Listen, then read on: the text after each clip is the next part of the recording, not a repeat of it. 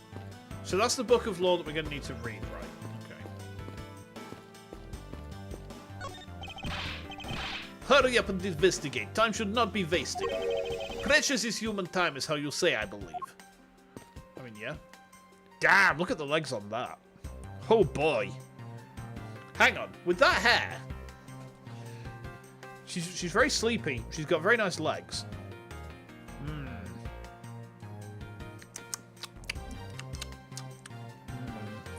Okay.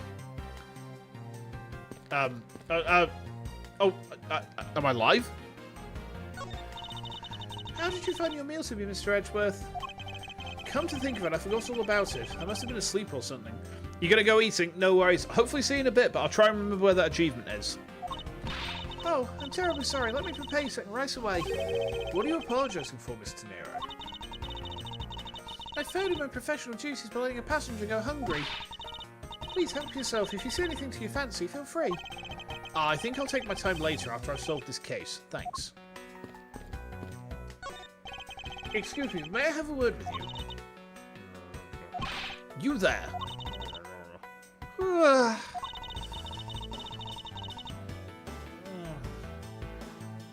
If you need some, please ask Miss Rhoda over there, okay? What the? Hey, wake up, you. I'm terribly sorry that she's being so rude, Mr. Edgeworth. No need for you to apologise. I just find it hard to believe she's asleep on the job. She needs the hair to keep balance. If I were her boss, I'd see to it that her salary was cut so low that it was in the red. In order to preserve the crime scene, I'm afraid the elevator is not in service. To get to the first floor lounge, we should take the stairs. Okay, where are the stairs? Oh, I see. We can just go this way. Oh, okay.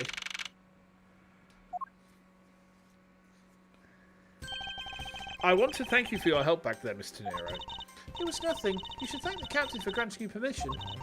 And just so everything is perfectly clear, I still don't trust you. Your standing with me hasn't changed one iota. I see. I will bear that in mind. I received an order from the captain earlier. He wanted you to know that we reserve the right to stop your investigation if we feel you're not making progress. And when we do, he asks that you please return to your seat at that time. So my time runs out at his and his crew's discretion, does it? I have to find a way to discredit Mr. LeBlanc's testimony before time's up. I understand. By the way, is there any place you can think of where the killer might hide on board? I don't think so. After every first-class passenger was accounted for at his or her seat, we made a thorough search of the plane. As for business and economy class, no one can move between those two classes and first class without a staff keycard. And we found no record of a keycard being used at all. Which means that I have a first-class killer on my hands. At least I know that much for sure. Okay. And one other thing. No one else has been allowed near this crime scene since the murder was discovered either. Okay, are we actually on a timer? Now then, let's get started. But where should we start from? Let's start with Mr. LeBlanc's statements. The crime occurred between 6 AM and 6:15 AM. Why is Edgeworth on this flying sky mansion? I think he's flying back to America from Europe at the moment. During that interval, the only person in the lounge was myself, which would make me the prime suspect. However, since I did not kill Mr. Hicks, it means that the killer was around somewhere. Okay. If we're to believe what you say is true, then yes. The first order of business would be to gather information to win your trust. Okay. There's some spilled grape juice in front of the elevator. I assume it was spilled during the turbulence. Oh, we must clean that up or someone might get hurt. Aha! What is it, Mr. Edgeworth? I found some very important evidence. What is the important piece of evidence in this scene? It's the footprints. Take that! What is it? They're a little smudged, but I think we can both agree they're a set of footprints. Okay? So you think... Yes, these belong to our killer. Oh, then maybe we should check the shoe size of everyone in first class. I don't think that will be of any help to us. Unfortunately, the prints are too smudged, which will make it hard to get a definitive match. Oh, I see. Okay. A pity that bronze statue knows not when good drink has been spilt at his feet. This is a statue of our founder, Mr. Hugo Hughes, who was a big fan of grape juice. I'm sure he'd be thrilled if he knew so much grape juice was here at his feet. Is that a hint of hero worshipping I detect? Glasses and candles thrown into disarray by the turbulence. It's been a while since I've seen this big of a mess. It's terribly embarrassing, but I thought it was an earthquake for a second. And wrong voice. And I frantically started searching for gas valves to shut off. I guess the shaking of the plane was bad enough to be mistaken for a real earthquake. Not that I would know, since I was unconscious for most of it. This toppled over chair. Yet another victim of the turbulence. Ah, no, look at all that grape juice stain in the back. It may not look it, but this chair was extremely valuable. It was? Yes, it was used when the Rocket Pals came to tour this plane. The Rocket Pals leader sat in this very chair. I'm sorry, but what are these rocker pals? I can't believe you've never heard of them. They're all the rage. The Rocket Pals were an extremely popular international band. They added the Pals part as they became more popular, especially among teens. Ah, that explains it. I'm not really one for the music of today. Looks a bit like Lennon, kind of creepy. I think that's the intention. I think it's supposed to look like Lennon. Perhaps I should ask Detective Gumshoe about them later. Now, on second thought, I can already see how confusing the conversation would get. Piano? This grand piano is the pride of this plane. It can play the music of whatever CD you insert into its CD drive. That's not a piano, it's more like an overgrown music box. Oh, but its keys to press along to the music as though there is really someone playing it. Some people have entirely too much money to waste on overly complex toys. Lunch break's over. No worries, Zach. You take care and I'll see you soon, yeah? Enjoy the rest of your day, alright? And hope you have a good one. Yeah. These bottles and glasses must have been broken by the turbulence. There's quite a bit of broken glass here. Please be careful when passing through the area. Thank you very much for the warning, Mr. Edgeworth. However, no matter how kind you are towards me, know that it doesn't clear up any suspicions I have about you. I wasn't warning you for the sake of clearing my name. These counter windows offer a glimpse of the sky, but these clouds, they tell me nothing. Mr. Edgeworth, you look like you're talking to the clouds. Is that so? Then tell me, what do you suppose I said to them? I don't know, but it looked like a rather one-sided conversation. The clouds, they tell me nothing. There are a few copies of Sky Magazine in the Sky Rack. Magazine rack. This month's special is an English trivia quiz. That's not a bad idea. I've heard that the youth of today don't know a particle from a participle. No, please don't go around confusing people who made up words, Mr. Edgeworth. Pfft. Who's ever heard of such a silly word as participle? Case in point. Oh, we've gone through this one already.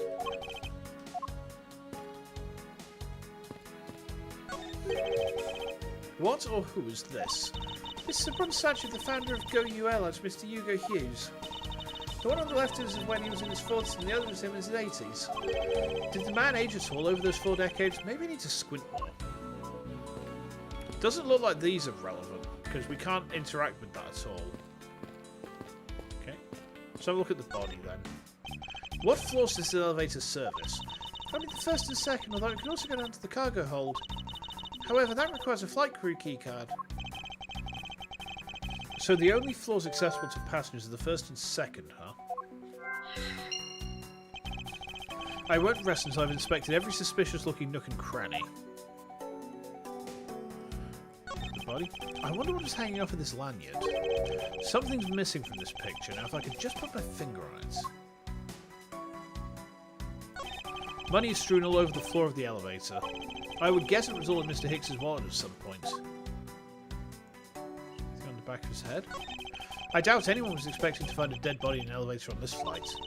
So Mr. Hicks, he's really dead? Yes. She's trembling, although I can't fault her for that when there's a corpse right there. Mr. Hicks, if you're really dead, then please answer yes. I see she's over the trembling now, although a new symptom seems to have appeared. Anyway, I should focus on the victim's body. Let's see. There's blood on the back of Mr. Hicks's head. Could this be the cause of death? He appears to have been struck very hard. Even his glasses are broken. Okay. There's a card here. There's a card there. There's no grape juice residue on the soles of his shoes. making it highly unlikely that Mr. Hicks entered this elevator after the turbulence. Okay.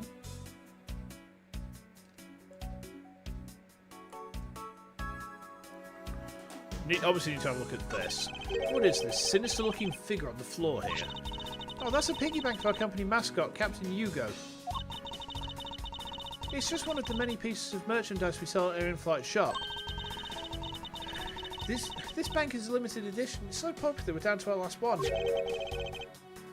You have an in-flight shop? Yes, it's just beyond the lounge to the right. The shutter to the store is closed at the moment.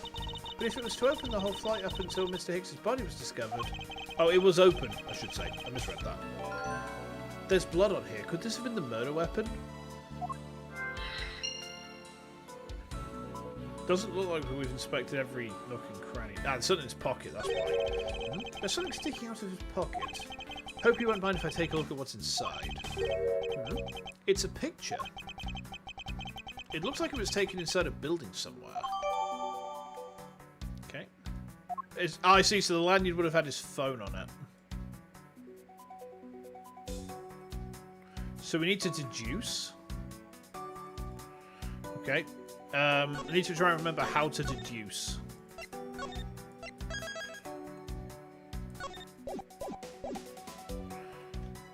Can I deduce?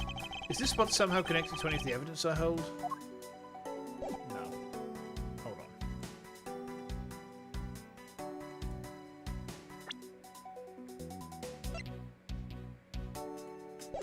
Ah, I see what I need to do. His phone would have been there.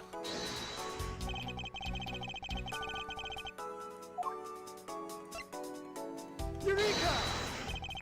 Mr. Hicks's machine is nowhere to be found. His machine? His cell phone, Mr. Nero.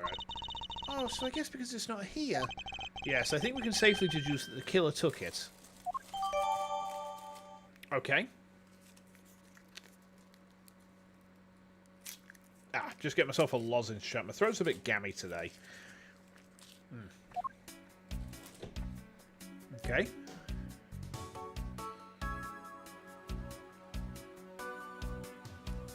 Do we need to do some logic?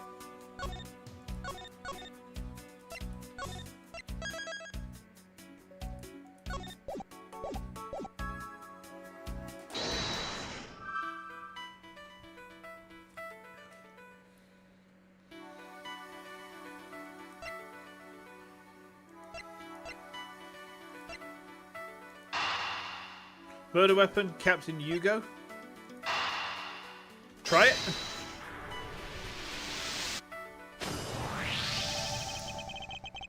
A statue with blood on it lying next to the body of a man who was beaten to death.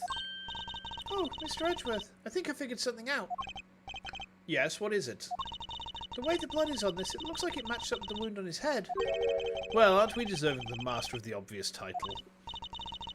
Well, what do you think, Mr. Edgeworth? Don't you think that's worth investigating? Don't you think that's worth Ace Attorney Investigations collection? Yes, I do. It would appear this figurine is our murder weapon. Oh, I just knew it. I mean, I can't think of any other connection. Is it... I just noticed her cheeks twitching. Oh, bless her. She's terrified. She's pooping herself a little bit. Perhaps Master of the Oblivious would be more befitting. Okay.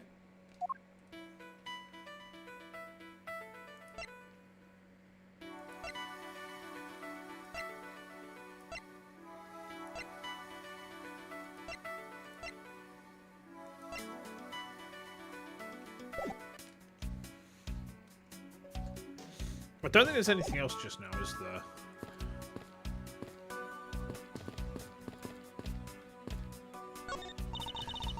The in-flight shop is just beyond these shutters, but we don't have permission to open them, so I'm afraid I must leave them closed. There must still be clues to be found here in this land. I must remain ever vigilant. Okay. So we do need to do some other stuff than her. Let's speak to her. Are you in need of assistance?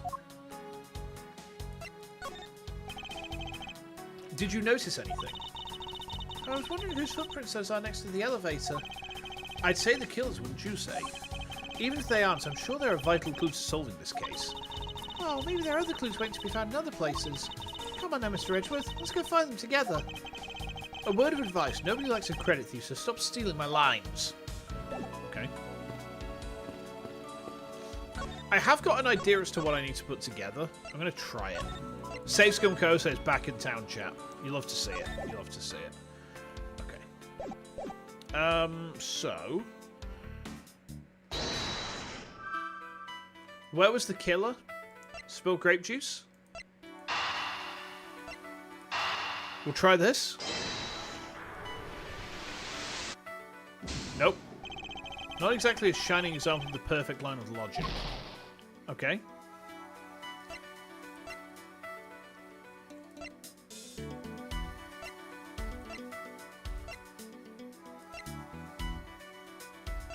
Ha! I thought that would have made loads of sense, but I guess not.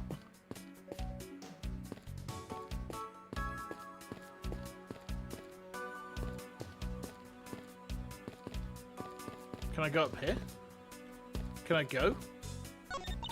This door leads to the flight attendant's room, but please understand that it's off limits to unauthorized personnel.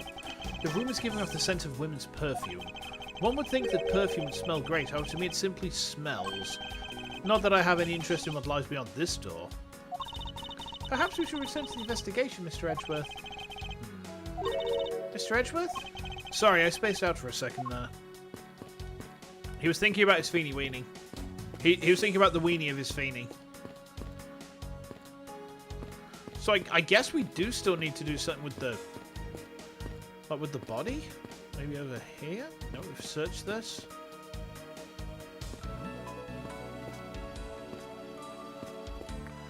This looks relevant, but...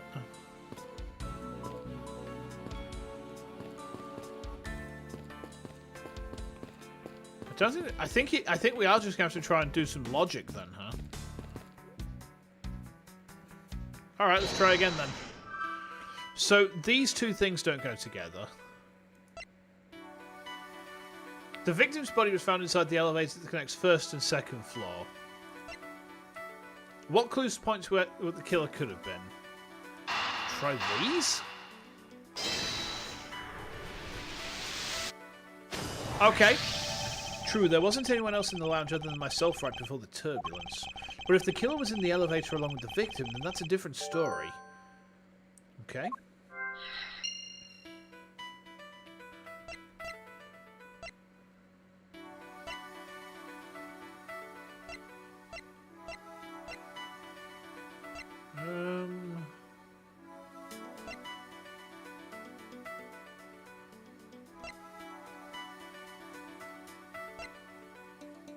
How would we do this, chat?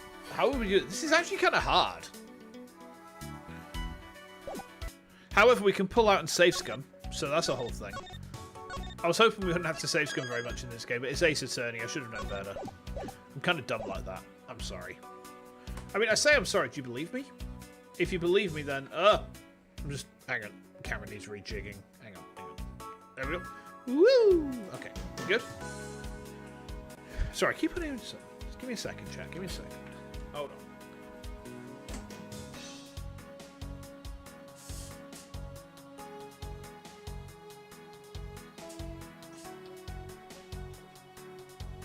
Getting paranoid, old man. Getting paranoid. Alright. Okay. Let's do some logic, shall we?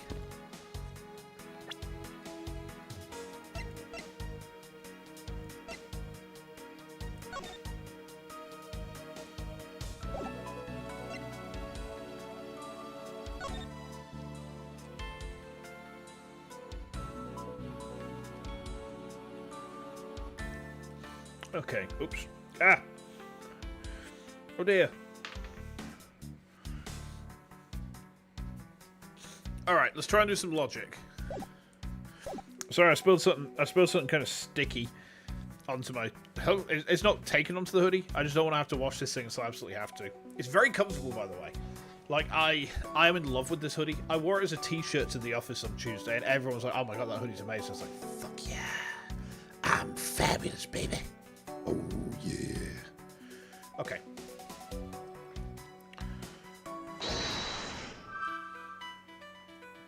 If only I could prove that the killer rode in the elevator with Hicks. There is some spilled grape juice on the floor in front of the elevator. It's edging time. Try this. Try putting these two together. Boink. Oh, what you did there. I have it. I'm sorry, but I don't understand, Mr. Edgeworth. I can prove that someone other than myself was here around the time of the murder. What, really? Yes, it's rather simple, actually. The proof is in the pudding, or rather the grape juice in this case. Also, forward-facing Edgeworth is kind of cursed. Yeah, I mean, we're used to him being sideways. Also, we've worked something out, Hart.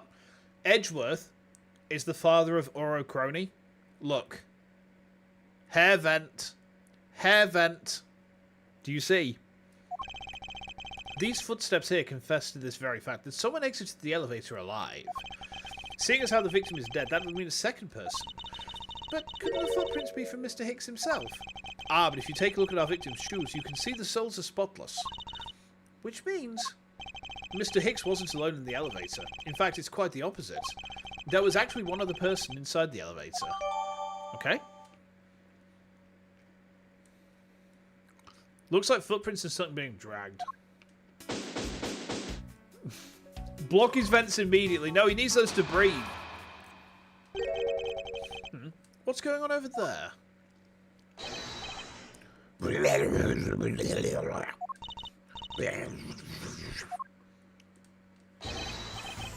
Unforgivable. This is unforgivable. Do you understand what I'm saying? The movie is late. It is the same level as bad as if plane arrived late. But the movie... What? I will not talk to you anymore. You are just wasting time. What's the matter, Mr. LeBlanc? That's why you need to block them? That's so mean. Why would you do that? He'll die. If there is no emergency, please return to your seat, sir. Do not tell me what to. I do not need sit. I need not down sit. Why'd she scream in Windings? Because they're foreign. Because they're foreign.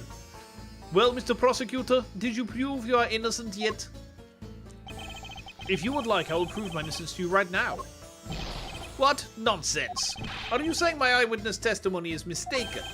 Not mistaken, merely there is room for doubt. I'd be most honored if you could please tell me what you saw in detail once more. Fine, suit yourself. Oh, here we go. It's time to put it in his rebuttal. What I saw. I am certain I saw Mr. Hicks enter elevator. It was when needles on my pocket watch point to the 6 and 12. The body was discovered 15 minutes after that in lounge, yes. Then you, only person in lounge at time, must be criminal. Mr. LeBlanc's conclusions seem to make logical sense. After all, the only person in the lounge at the supposed time of the murder was me. Domain expansion. Expand dong. So, my eyewitness testimony. If you think you can destroy it, then come, let's see. Hurry, do I look like a man who is having the time to wait for you? Why is he so irritated? I'm the one who accused of murder here. Anyway, I must find a way to discredit Mr. LeBlanc's account somehow, and fast. The delay's kind of long. It shouldn't be too long on YouTube. It should be like, pretty much like, I set my stream to like ultra low latency, so it shouldn't be that bad. If it is, then I will try and deal with it. I'll have a look into the settings. Okay, I don't doubt that.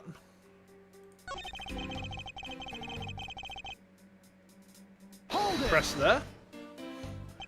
I assume the pocket watch in this case is the one you keep checking, is that correct? Oh, you noticed. It is very expensive antique, I will have you know. The feeling is wonderful when I fully wind it up by hand.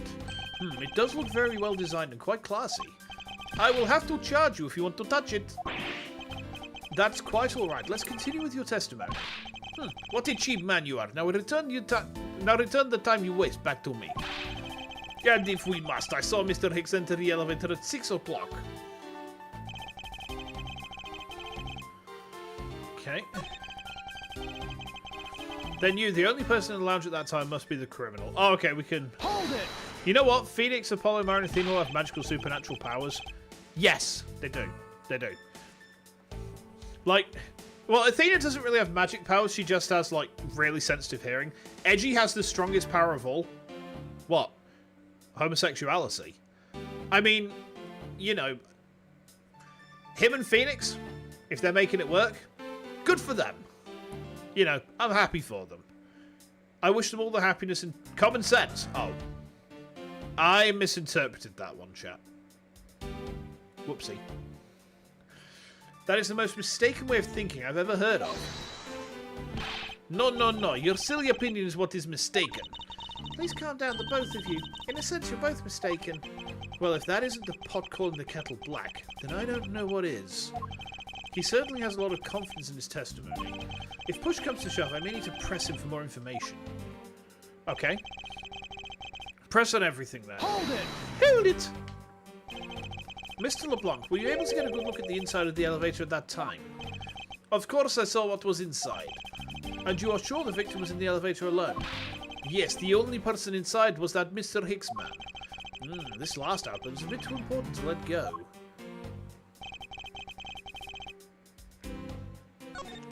I think I see what I need to do.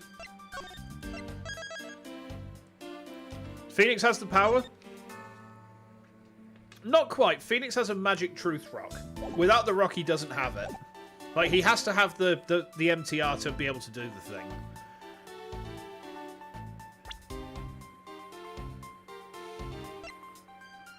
Okay, do we present this?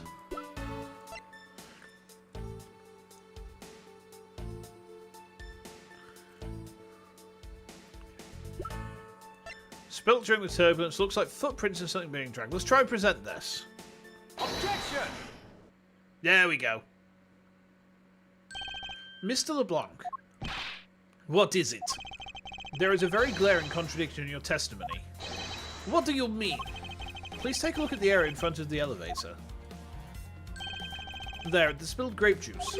Yes, and will you admit you also spilled it with the blood? No, it spilled itself during the turbulence. But the interesting thing here is the set of grape juice footprints. Footprints? Yes, the ones that lead from within the elevator out into the lounge itself. It's evidence that proves that someone other than Mr. Hicks exited the elevator alive. Oof! There must have been another person in the elevator with Mr. Hicks. Now then, I'm done playing games. Why don't you tell us the truth?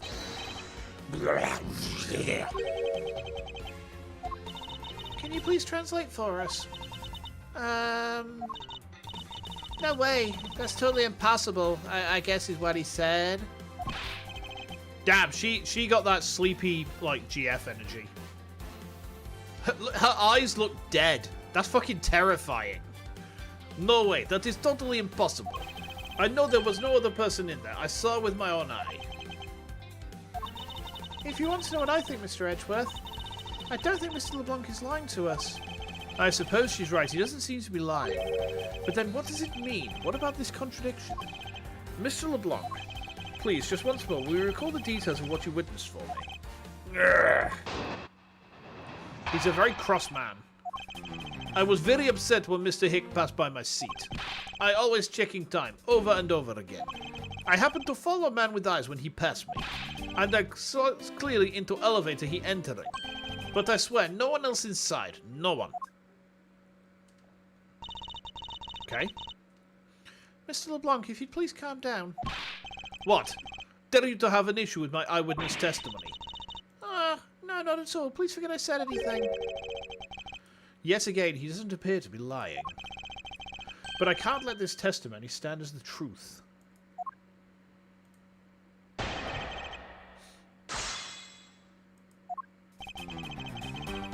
Why was he upset? Hold it! So are you still upset now? You got 1 hour before D&D night. Ooh, okay. I am always upset. The only time I am not is when I have piece of art in my hand. It's surprisingly easy to believe that about him. But I was even more upset when Mr. Hick walked by me. Okay. Why? Why is he always checking the time? Why were you so attentive to the time? Because something unforgivable was happening. Come to think of it, you were yelling about something unforgivable earlier. I was giving complaint to the attendant about movie starting time. Return back to me my time. In money, you understand point. Movie? Is he talking about the in-flight one that's mentioned in the magazine? A summary of the plot and its start time. Interesting. License to love, laugh, maim. And murder? Okay. They were supposed to show License to Love, Laugh, Maim, and Murder. I cannot see that movie in my continent. You only see it on international flights. I look forward greatly to that movie. I check pocket watch whenever possible so I would not miss it. I even set my pocket watch to destination time when I came aboard. So my watch is not wrong. It matched schedule. But movie was still late. Very late. Hold it! Your pocket watch. I'd like to ask you a little more about it, if that's alright. Okay. Hold it! So this movie you mentioned, is it one listed in the Sky magazine? Yes. I was so looking forward to watching License to Love, Laugh, Maim, and Murder. Mr. Dare, was this movie shown on the flight? Yes, it was shown at the scheduled time. Isn't it possible you simply slept through it by accident? Nonsense, you doubt me? No, now stop pointing at me like that. Odd, how do you miss a movie that you was clearly hoping to see? I checked my pocket watch a great number of times. That much I know for sure.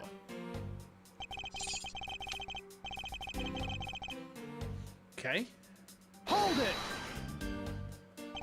You're sure about what you just testified, Mr. Long? Yes, of course. I am a very busy man. I am immediately busy when I land. I have many places to go and no time to waste adjusting pocket watch. I see. That was a very valuable statement you just made. Huh. Flatter me all you want, but you will not get 1 cent out of me. That's alright. All I require is this piece of testimony. Okay. Hold it! It's kind of confusing, this. Since you only happened to see him, it's possible you missed something in that glance. Even if I only happened, I did not miss a thing. And how can you be so sure? Just because. I would appreciate it if you didn't take my life so lightly with a simple just because. Huh. Well then, I was only making joke. I saw Mr. Hicks, alright? I don't like this guy. He's a bit of a dick. Is it possible that someone was hiding inside? What? You dare insult me? I have belief in my eyesight. When I look for art to sell, I am told often I have great sight for art. I think the phrase you were looking for was great sense, although that's debatable. But isn't it possible someone was just outside of your line of sight? You are persistent, I tell you. I look clearly. Hold it! Okay. Why do you insist that you are absolutely not mistaken? Because when I say I'm not wrong, I am not wrong. Mr. LeBlanc, if I may, I think beyond misconceptions and mistakes lies the truth. Funny, that suspiciously mirrors something I told her a little while ago. I honestly don't think Mr. LeBlanc is lying. I don't think he's lying either. But I think he might be mistaken about something. Mistaken? Yes, and I'm going to correct his mistaken recollection with evidence. And this professional attendant shall wince the prowess of a professional prosecutor. Stop sucking up to him! Okay. So, see if we can work this out. It's got to do with the time, hasn't it?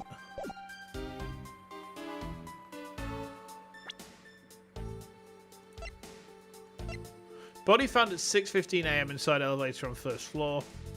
Hang on. Found at 6:15 AM. So he supposedly died at 6 AM. Movie. Is this 6 PM? Is this 6 PM?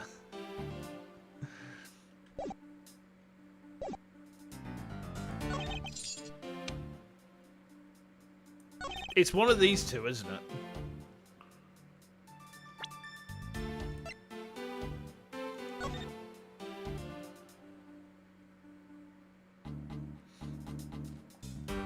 Because look, he's gotten up at 6. That's got to be 6:15 AM, right? Right? Has to be. Objection! What? Your testimony just now on this piece of evidence. I cannot believe how much time I spend here. You will pay for this time with your piece of evidence. But no, stop. This is an invaluable piece of evidence. If you do not know how to use it, then give it to me. I will try to use it for you. I know how to use it just fine, thank you. I simply made a tiny error.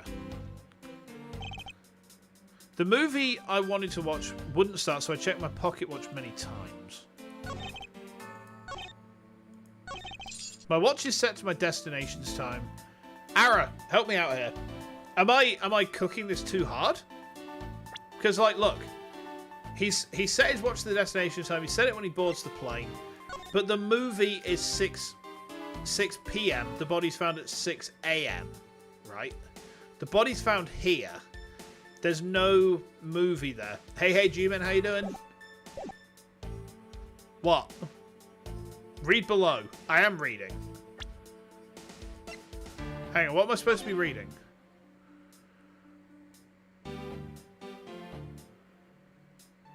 All times shown correspond to our departure time zone. Yeah, but it's... Yeah, but... My watch is set to my destination's time. Ah, I see. Right, okay, that makes sense. Okay, we'll present... Right. I overcooked that. I was looking at the AM PM thing too much. Objection! Okay. Mr. LeBlanc, you said this just now in your testimony. I even set my pocket watch to destination time when I came aboard. Now, if your watch has been sent to our destination's time zone, it would mean that your watch is displaying the time of our destination. Yes, and the correct time is worth its 6 cents. I would like you to take a look at this. If you believe this Sky magazine, clocks on this flight run in accordance with the time of our departure time zone. Of course, the movie schedule was also created with that in mind. Mr. Nero, for confirmation's sake, what time zone is this flight aligned to right now? Well, we made a short stop at a transfer point. That's right. It was in that small Asian country, the Republic of Zhengfa. But we didn't readjust our onboard clocks at that time. So right now, we're still running on Borginian time. What? The time difference between Borginia and our destination is 9 hours. In that case, it's only natural that your watch would be out of sync with the schedule. Further, with your analog watch set to our destination's time, it would appear to be running 3 hours faster when compared to the flight's onboard clocks. He missed his movie. What a poor bastard. I'm so sad for him. I'm not. It also changes everything about your testimony. And you can bet 1,000,000 cents on that. In light of this information, it means you saw Mr. Hicks 3 hours prior at 3 a.m.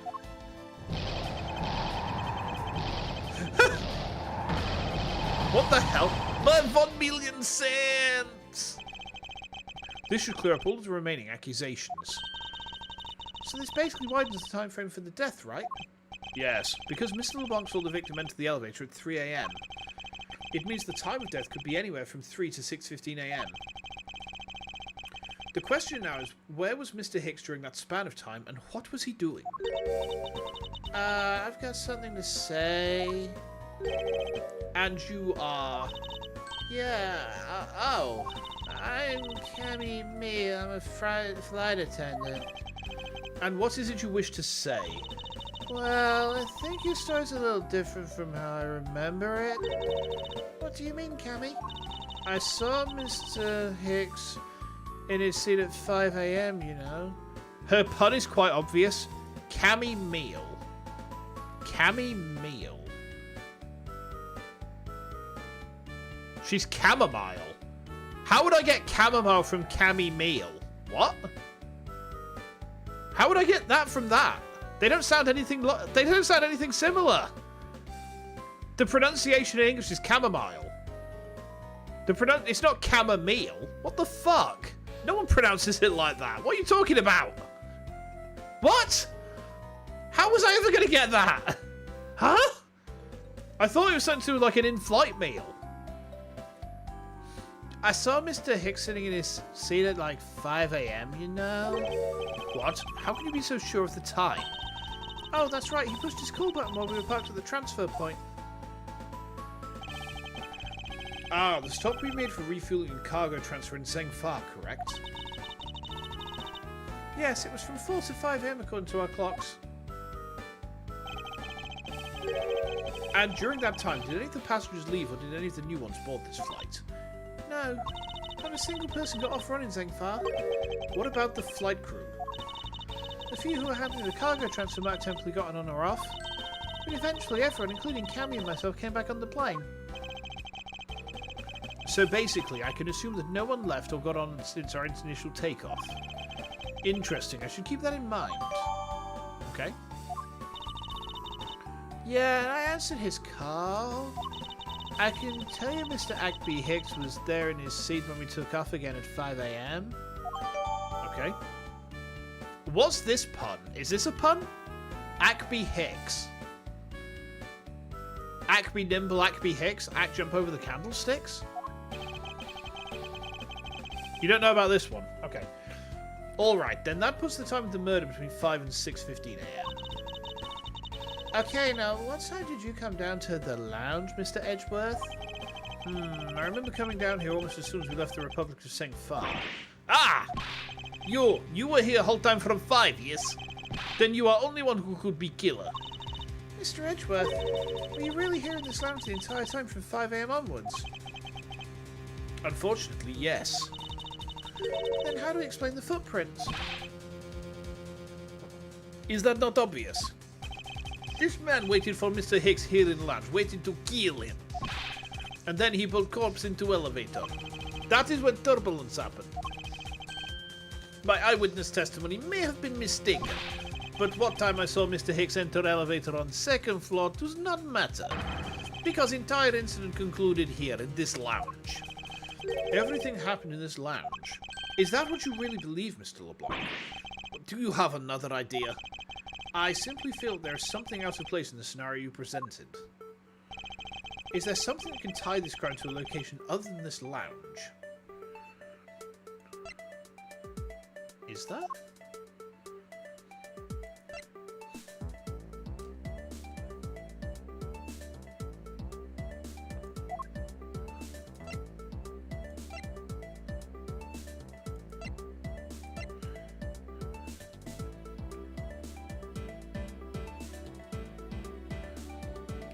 Rhoda Tenero is a pun on the narrow road if you say her surname first, Tenero Rhoda. I mean, if that's what the wiki says, fair enough, but I don't hear it at all. What am I looking here? I mean, the crime location other than this lounge. The grape juice footprints? Mr. Ackby Hicks was there in his seat when we took off at 5. Okay. So he left, made a brief stop from 4 to 5 to transfer cargo and refuel at a transfer point, but he's in his seat at 5.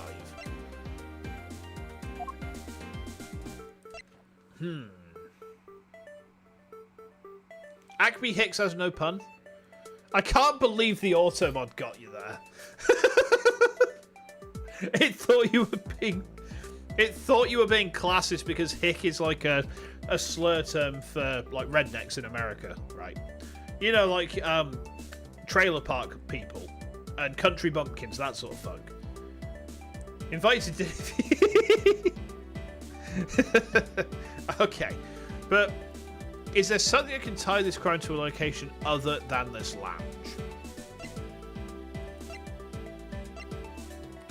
Ah! Usually on display in the in-flight shop, found at the crime scene with blood on it.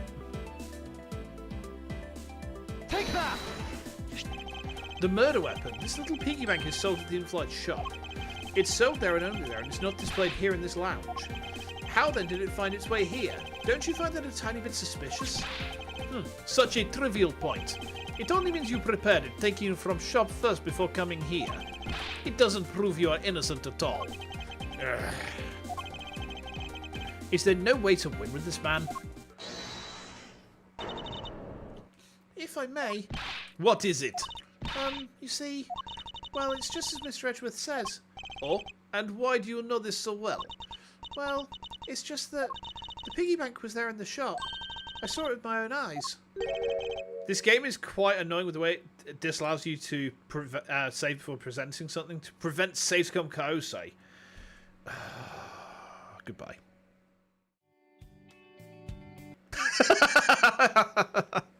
Don't take my saves coming away, it's attorney. Don't do it. No. I need my save scumming. I crave my save scum. And when was this?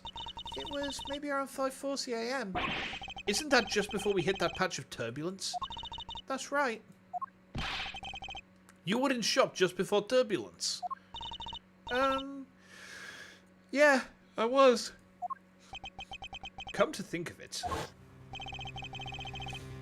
Miss Tenero, when I found the body, I believe you came out of that door. Yes, I did. Oh damn, she got some knee pits, chat. Look at those. Oh boy. And what is beyond that door? That's the flight attendant's room.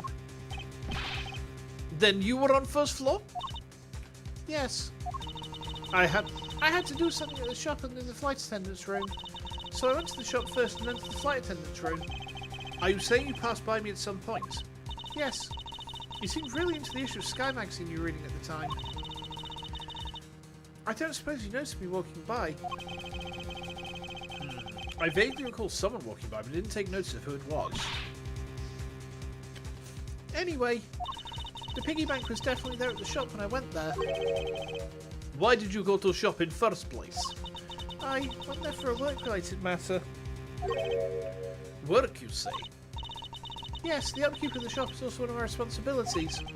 Why did you not say anything about that until now is what I want to know. In any case, I believe it's clear the shop needs to be investigated as well. Should we head over there then? What is it now? Aren't you forgetting something, Miss Rhoda? Don't you need the captain's permission to check the shop? No, I haven't forgotten. But I have already asked him for permission to search the entire plane. So I think we're alright. Huh? That's weird. What is? Well, I just talked to the captain, see? And he said that he didn't give you permission to do anything like that at all. What is the meaning of this, Miss Tenero? It means she's lying. Go on, admit that you are. Hang on, I just noticed. Ara! This character is lewd. This character is lewd. Look, I'll tell you what. Look at that. It's pointy! Oh my god! Oh, this is how my YouTube career ends. Farewell, cruel world. She'd be banned in the US, yeah. I'm never gonna get invited to TwitchCon. I'm fucking cooked. I'm gone. You said you had permission to search all over, but you don't. Yeah, here you are. This character is lube.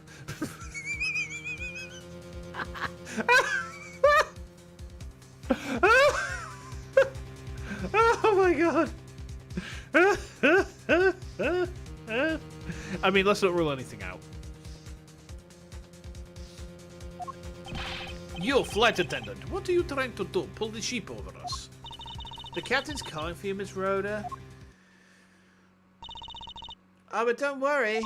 I already got permission to search the shop from the captain. See, unlike you, I do things the right way. Miss Tenero, why would you do such a thing? Please excuse me. Okay. Looks like I get to be in charge now. Please go back to your seat, Mr. LeBlanc. Now then, Mr. Edgeworth. If you'd follow me, I'll be your guide from now on. There's something about Miss Tenero that has piqued my curiosity. But right now, investigating the in-flight shop is my top priority. Okay. Just talk to you. Just walk through him. Oh, I am really mad. You had better hurry and bring to me some evidence. If you could wait just a little longer while we look into the shop. Don't number the birds before they are born. Don't number the what? I have no idea what he's trying to say. Don't count your chickens before they hatch, perhaps? All I ask of you is your patience and cooperation.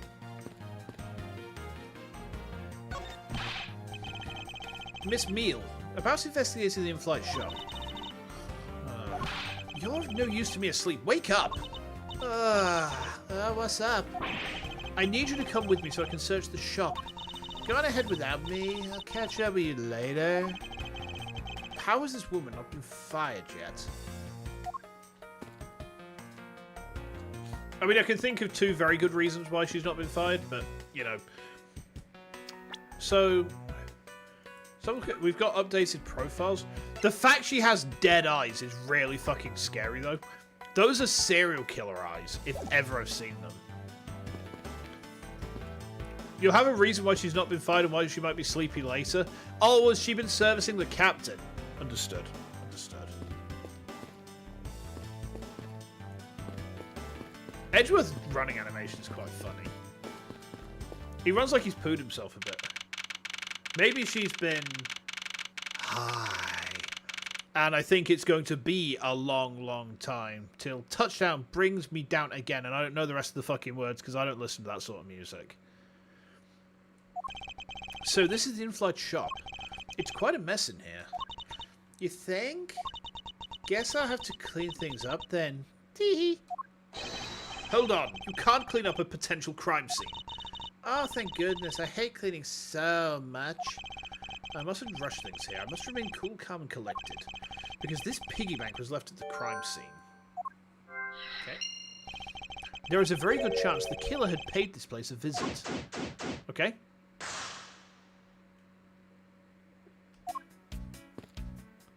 She is kind of cute, though. You know, this character activates neurons. Inside this display case is a row of lifesavers and life vests for sale. We sell a lot of those when there's some kind of accident or something, but some people buy them even when nothing's going on. How about it, Mr. Edgeworth? Care to buy one? You're a rocket person. Ooh, rocket person. Burning out the fuse up here alone. Okay. Understood. I sense this shop is one shop away from being sued. Flowers? Beautiful flowers in a beautiful arrangement. I feel clenched just by looking at them. Well, you're kind of stepping on a few of them, you know, Mr. Edgeworth? Oh, excuse me. Okay. I don't know much about this shop, but you can still ask me about whatever. Notice anything?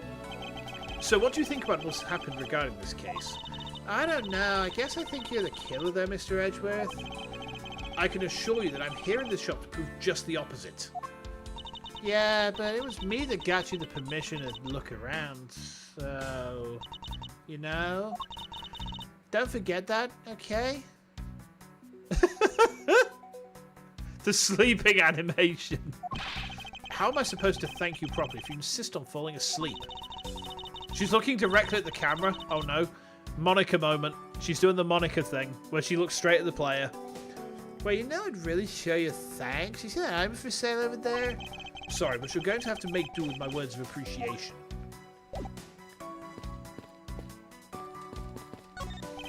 What are these? Oh, those are our company's completely original line of suitcases. They're practically flying out the door. That's how popular they are. You should buy one and see how you like it. You won't regret it. Perhaps that's how things work on this flight, but in the real world you try, then buy. No way, but either way, it doesn't really matter. True. Either way, why would anyone buy a suitcase after they bought the plane? Anyway, see that? Just look at the Captain Hugo heads painted on there. Excuse me. Cute company mascot, isn't he? They're painting on with a lot of care. Doesn't it look like he's about to jump out at you? It is certainly making something jump inside my stomach. Huh? I guess there's no fooling your refined taste. You look like you really wanted to get one. And I thought I was going to finally make my first sale, but you saw right through me. Oh, that's two of these blooming things tonight. Hold on. Get out. Go on, get to fuck. Glad that's done, though. Never make me try to give you a sales pitch ever again, okay?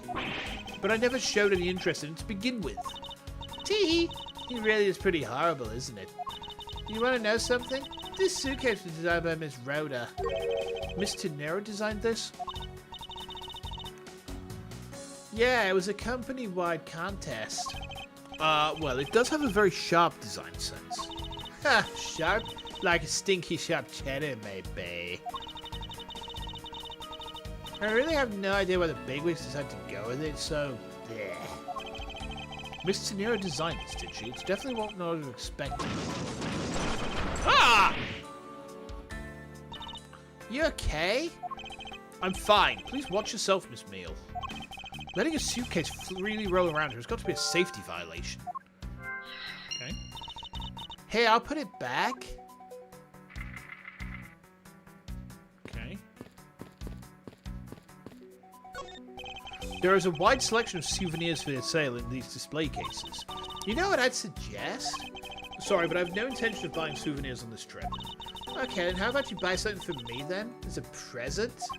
I can't think of a single reason why I'd want to buy you anything. But I've had my eye on that pendant for such a long time. Try paying some attention to me when I ask you something, and then we'll talk. Stuffed toys, just like the one Miss Meal is holding, are on display here. They're relatively cheap, which explains why they're displayed so Oh! Ara, I've worked it out. I know why she's tired. I know why she's tired. Oh, you dirty devil. You dirty devil, you. It's this. Now, let me move out my way. It's this, isn't it? This right here. It's a casting couch. It's a backroom casting couch. She's been shooting porn videos. Beautiful. Beautiful. They're great for when you're stressed. Why do I envision stuffed animal abuse when she says that? In fact, apart from the fact that Tanera's the one in charge of the shop, she's the one filming it. There are all kinds of luxury name brand merchandise for sale in this display case. And they're lined up in just such a manner as to scream "buy me" to any passers-by. The glass from this display case's door is shattered all across the floor. And it looks like there's nothing on display inside either. Wait, actually, I think there is something. What's this? A mini captain's hat. I think she's the killer. She has the eyes of a murderer. Look at that. Look at that. Eyes of an absolute stone-cold fucking murderer. We're going to have to do some logic, then. I think we have to do some logic.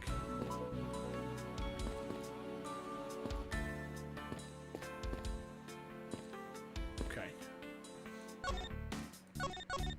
Let's do some logic, chat. Let's do the logic. You're the roar. I love you, Teddy.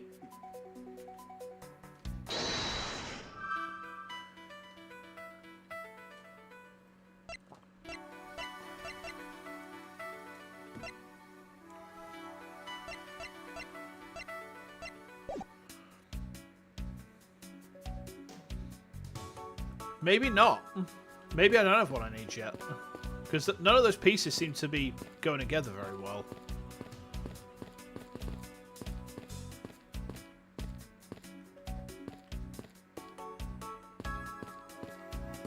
Nope, I think we've got everything. I do have to be logicking. Okay. The victim's glasses are broken when they're broken during his murder. Planes shaking causes it to roll. In flight suitcase displays can be hazardous. Tiny captain's hat. I swear I've seen one of these before. Murder weapon, Captain Hugo.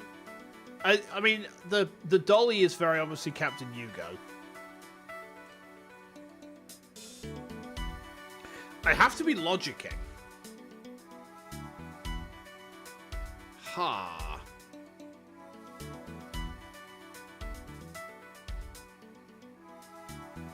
I'm going to try and put these together.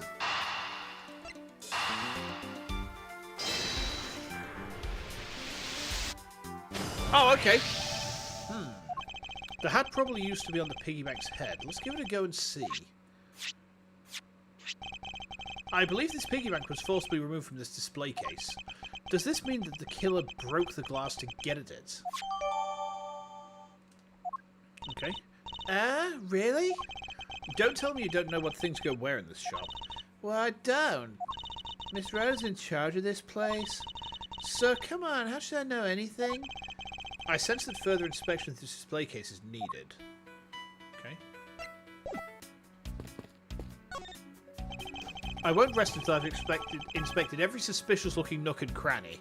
I mean, I'm just going to point out, Edgeworth, that she is very suspicious, and she definitely has nooks and crannies, so best get inspecting.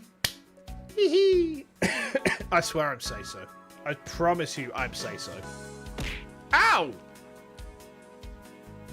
Why? Bullied.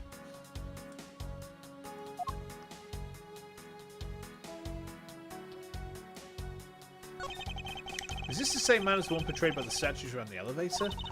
Yeah, that's the paper the founder of Go You Airlines, Mr. Hugo Hughes. On the bottom shelf had the Q one, the middle shelf is the realistic one. And on the top shelf, that's the Flora version. Floral? Are you sure about that? Let me guess, you just said the first thing that came to your mind, right? Looks like I hit the bullseye again.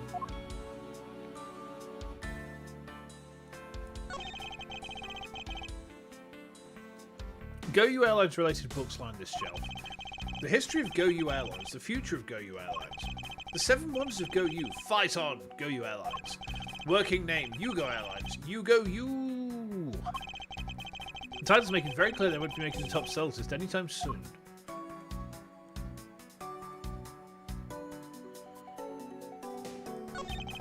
The glass on this door is broken. Perhaps it was the killer who broke it in order to take the piggy bank? It is a bit odd that the inside of the case is so devoid of glass shards.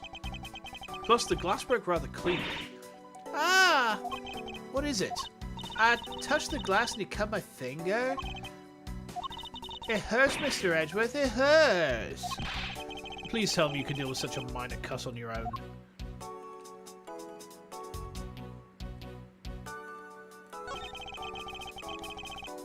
For security, there's a lock on this display case. Miss Meal, if I may ask you about this lock. The one who's in charge of the shop is Miss Rhoda, so... She's got the keys to all the display cases? I see.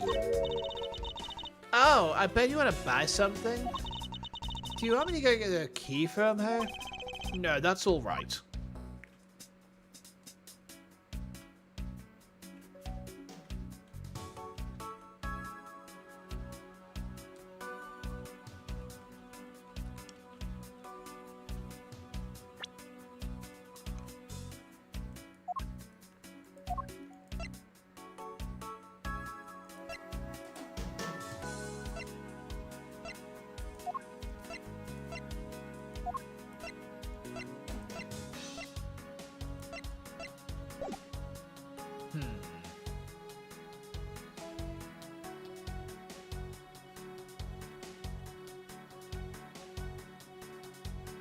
Do I need to be logicking or deducing?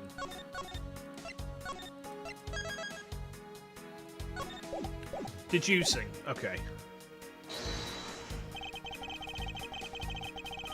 Is this spot somehow connected to any of the evidence I hold?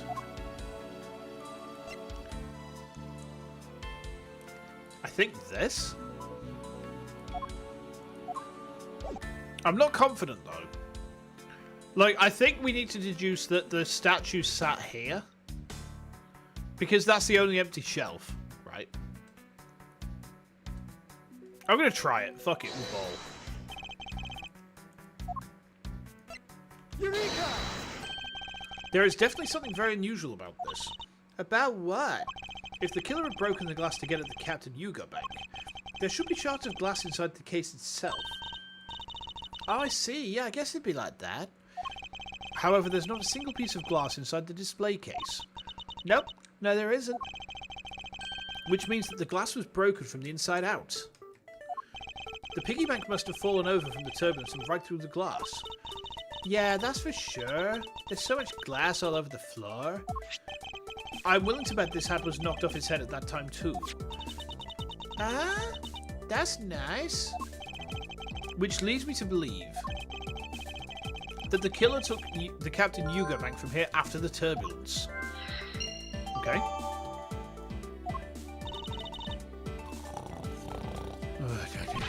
Take your power naps on your own time, Miss Meal, and listen when I'm talking. Ah! But the murder occurred before the turbulence, which rules this piggy bank out as the murder weapon. So you mean the bank's not the real murder weapon? It's a fake? Yeah, so this one is a very real possibility. Deductions in this case are a really, still kind of logic, but deductions are a really weak point in this game. It's fixed by the next ones that add deductions you don't need evidence for. Okay. I will bear that in mind. But then what if the killer went to take Captain Hugo? They broke the glass by accident? The display case is locked, so that's highly unlikely. Yeah, but there's one person who could have. Oh, and who would that be? Miss Rhoda, of course. I mean, she's the one in charge of this place, so she has the keys to everything. Miss Rhoda Tenero, huh?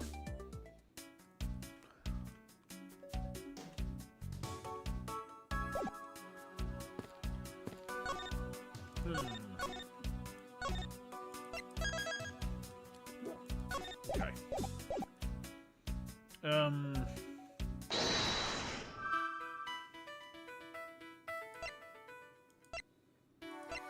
The plane shook so much during it made a huge mess of the shop.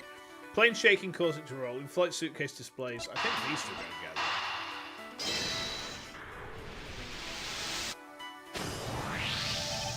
Yes, there is definitely something wrong here. What's with this sudden yelling? Tell me, Miss Meal, don't you think there's something strange about these suitcases? Oh, sure, they totally use strange, like the color and such. That's not what I'm talking about. Now pay attention. You're scaring me, Mr. Edgeworth. Sorry. These suitcases are lined up a bit too prim and proper. Yeah, they look a bit uptight, don't they? But I guess they take after their creator. Again, that's not what I meant, Miss Meal. Don't you find it unusual that these cases are the only things undisturbed by the turbulence? Never mind, I'd sooner find an answer by inspecting these suitcases myself. Upon closer inspection, they really are quite hideous. I wonder how Miss Rhoda would react if she'd heard what you just said. What's wrong?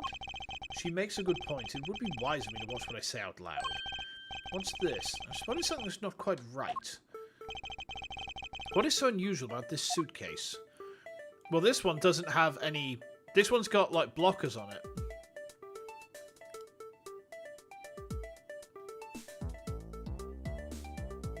Yeah, this one's got, like, blockers in the way of it. This one doesn't.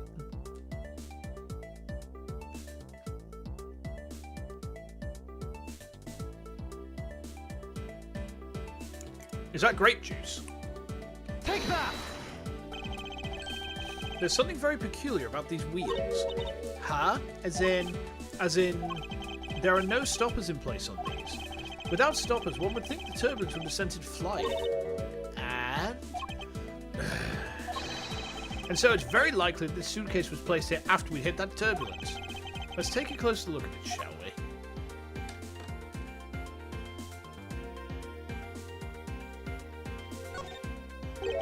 What's this? The wheel is completely covered in something. This colour and this scent. It appears the substance in question is grape juice. But why would there be juice on the wheel of a suitcase?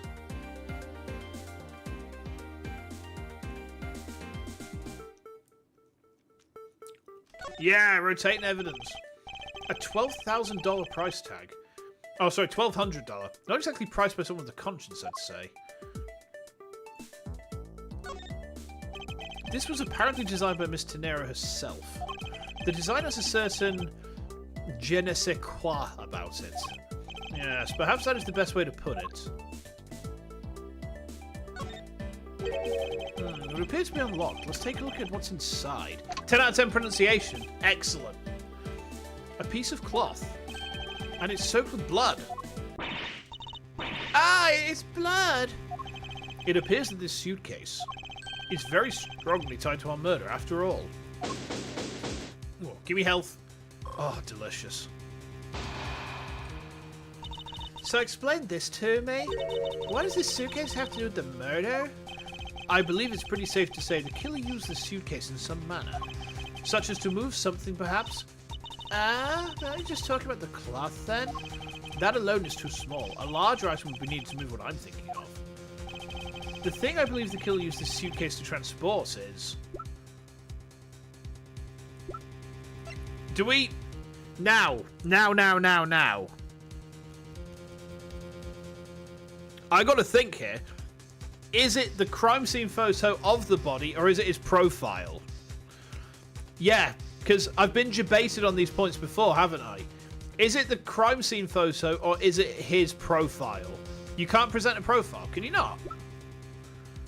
Oh. I didn't realize you could... Fucking hell.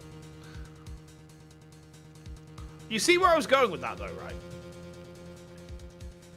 And we have been able to present profiles historically.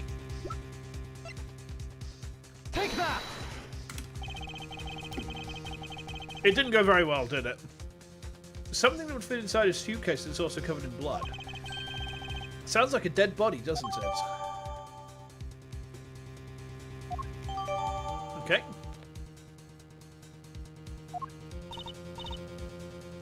But...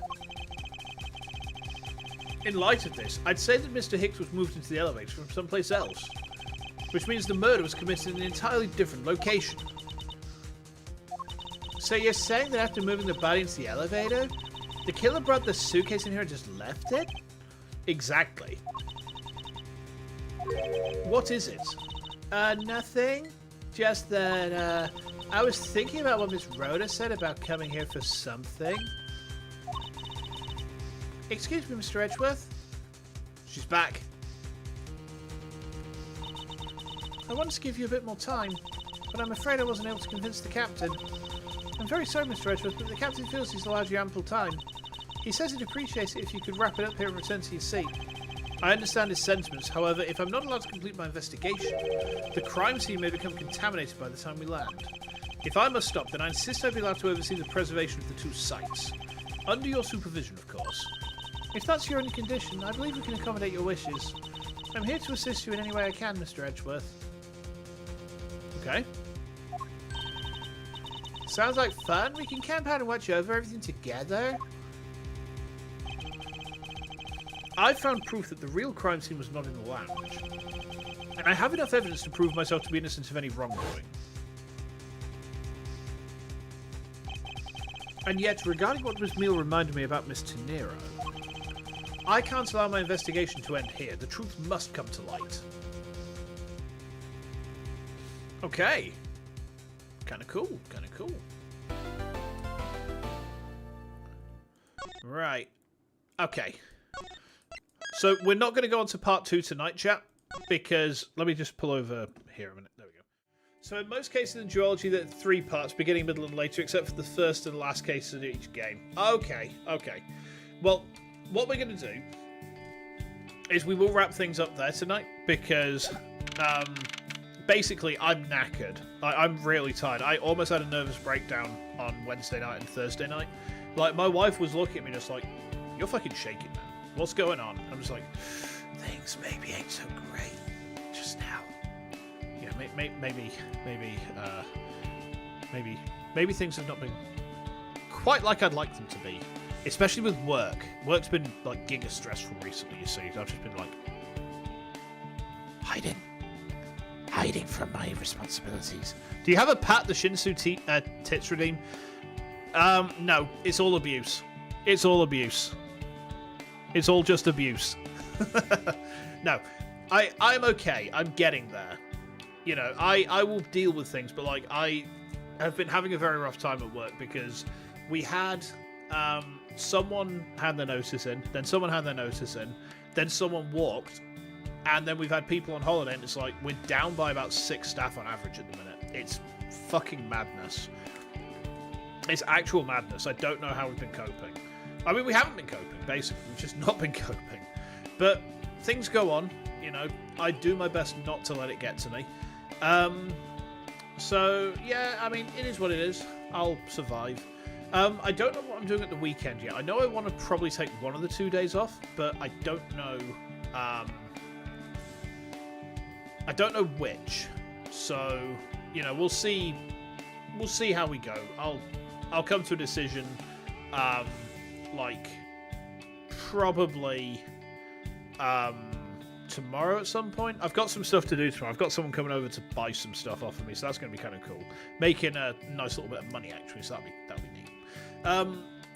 Anyway, I will let you guys know if I decide to stream anything tomorrow. It might be tomorrow's a day off and then I stream on Sunday. I'll see how I feel. But yeah, in the meantime, YouTube.